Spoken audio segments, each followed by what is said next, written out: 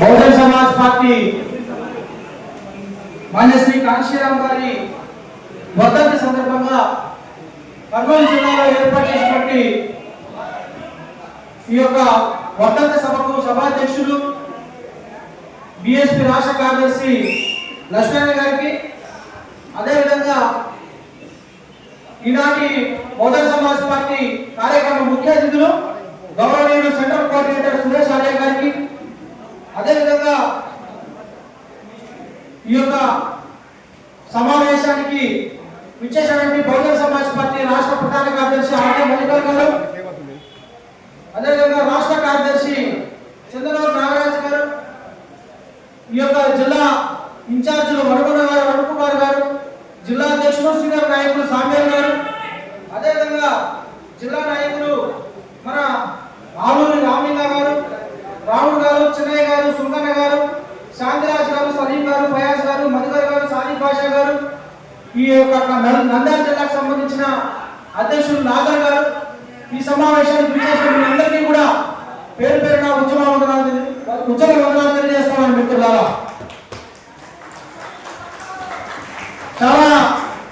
కాలాతీతం అయిపోయింది, 4 గంటలుగా వస్తూ ఉంది. కాబట్టి